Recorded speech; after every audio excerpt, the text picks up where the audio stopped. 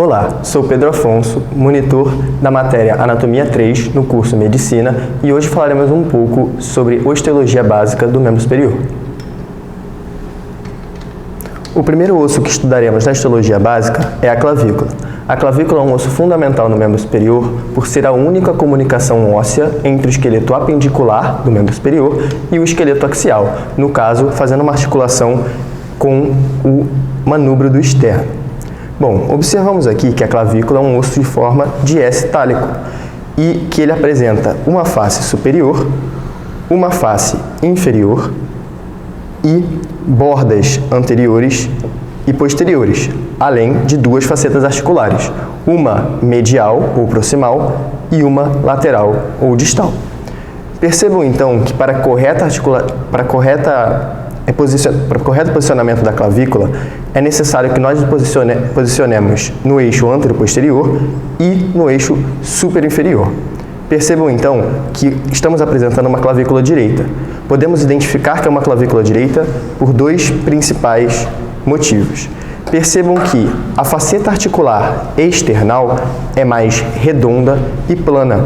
Observem aqui a articulação entre o manúbrio externo e a clavícula. Percebam que a articulação tem uma congruência baixa e, portanto, requer um disco articular. Bom, percebam também que a faceta articular para o acrômio da escápula é menor e mais ovalada. Assim, conseguimos orientar a clavícula em proximal e distal. Mas isso não impede de que nós orientemos a clavícula nesse eixo. Estaria correto. Observem, a face articular para o manúbrio do externo está medial e a face articular para o acrômio da escápula está lateral. Então, teoricamente, isso seria uma posição correta, certo? Errado. Observem que, para corretamente orientar esse osso, precisamos levar em consideração também suas faces superior e inferior. Percebam que a face superior da clavícula é bem lisa, não apresenta nenhum acidente ósseo, inclusive sendo palpável no membro superior, facilmente bem superficial em relação à pele. Percebam também que a face inferior da clavícula apresenta múltiplas rugosidades e acidentes ósseos. Então, a face inferior da clavícula concentra os acidentes ósseos da mesma. Bom, vamos dar uma olhada então em quais são esses acidentes ósseos. Percebam então, orientação da clavícula, uma clavícula direita. Também podemos utilizar o método que analisa as concavidades e convexidades. Percebam que a convexidade, que é anterior, é um pouco mais longa, enquanto a convexidade posterior, que aponta posteriormente, é um pouco mais curta. Bom, então, observamos então os acidentes ósseos. Os acidentes ósseos da clavícula podem ser analisados de uma forma de medial para lateral ou proximal para distal, como preferirem. Observem então que o primeiro acidente ósseo que vemos é a impressão para o ligamento costoclavicular, que nada mais é um ligamento presente entre a parte cartilaginosa, a porção cartilaginosa da primeira costela e a clavícula. Percebam aqui nessa peça, onde podemos ver o externo com seu ângulo chifoide, corpo e manúbrio, se articulando aqui com a primeira costela e a articulação da clavícula com o manúbrio do externo. Existiria um ligamento que sai dessa parte cartilaginosa da primeira costela, nesse caso aqui ossificada, e se dirige para a face inferior da clavícula para a impressão do ligamento costoclavicular.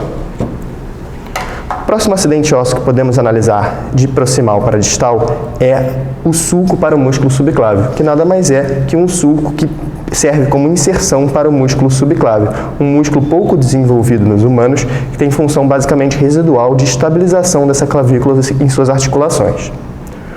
Os próximos dois acidentes ósseos são no terço distal da clavícula. Percebam, são dois acidentes ósseos que dão inserção a ligamentos.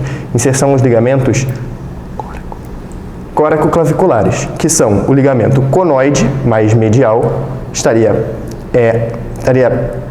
fixado na clavícula em seu tubérculo conoide, e o ligamento trapezoide, que estaria fixado na clavícula em sua linha trapezoidea.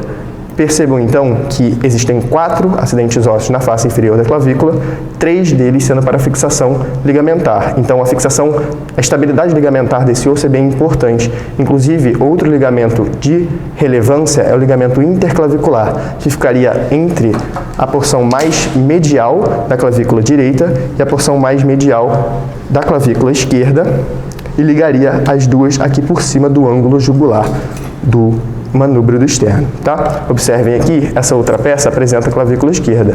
Então, se sobrepormos essas duas, observaríamos então aquele ligamento que já comentamos, costo-clavicular, sairia da primeira costela e iria para a face inferior da clavícula.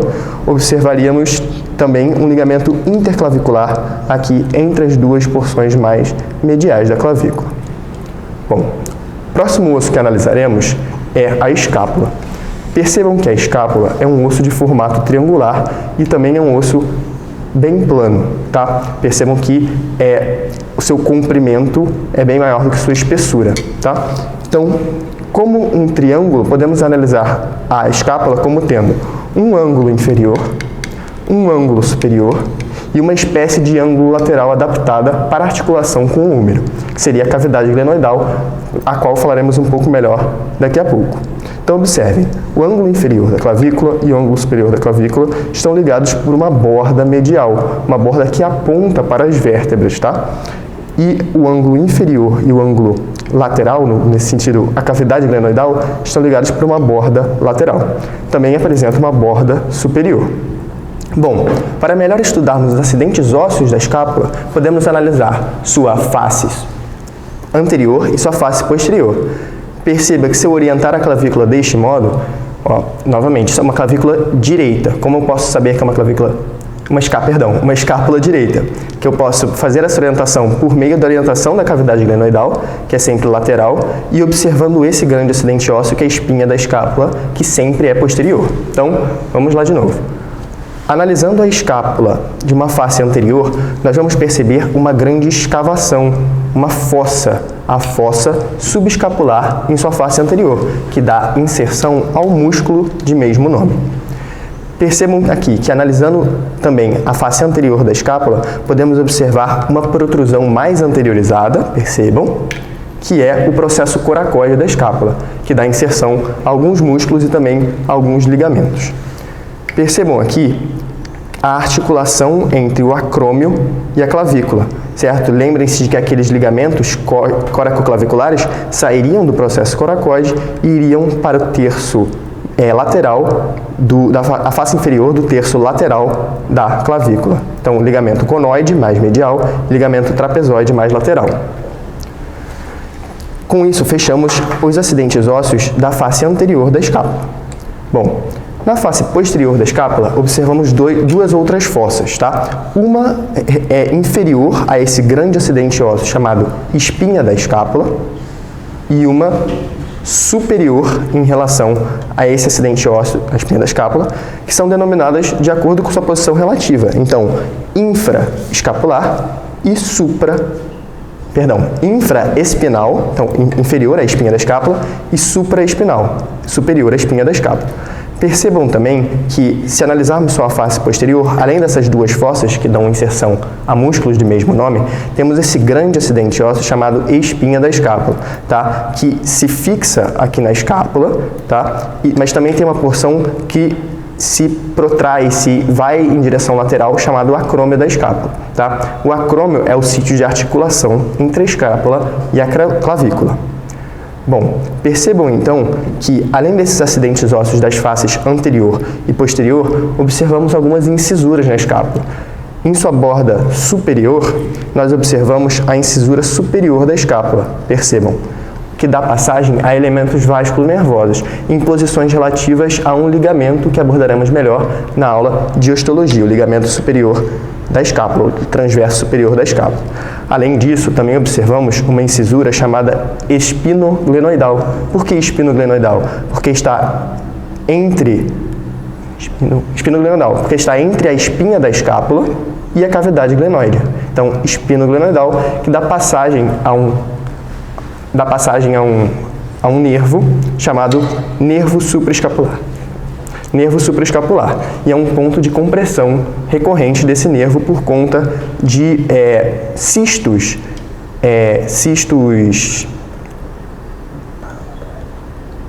paralabrais da cápsula articular da articulação glenohumeral. Percebam também que, por último, temos esse importante acidente ósseo que é a cavidade glenoidal, que seria o ângulo lateral, por assim dizer, da escápula, que serve como ponto de articulação entre a escápula e o osso do braço, o húmero.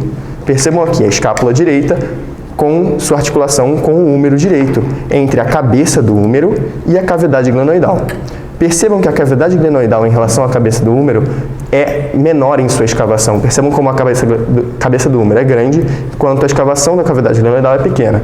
Existem mecanismos que auxiliam na maior congruência dessa articulação, mas um dos fatores que determina a mobilidade dessa articulação é justamente essa pequena congruência articular, por assim dizer, sem os fatores auxiliantes que são os lábios, tá? Que serão mais discutidos na aula de artrologia. Percebam também que, em relação à cavidade glenoidal, temos dois tubérculos. Um tubérculo infraglenoidal e um tubérculo supraglenoidal, vistos melhor da vista superior, o tubérculo supraglenoidal, ou inferior, o tubérculo infraglenoidal. Servem como inserções musculares para alguns músculos do braço.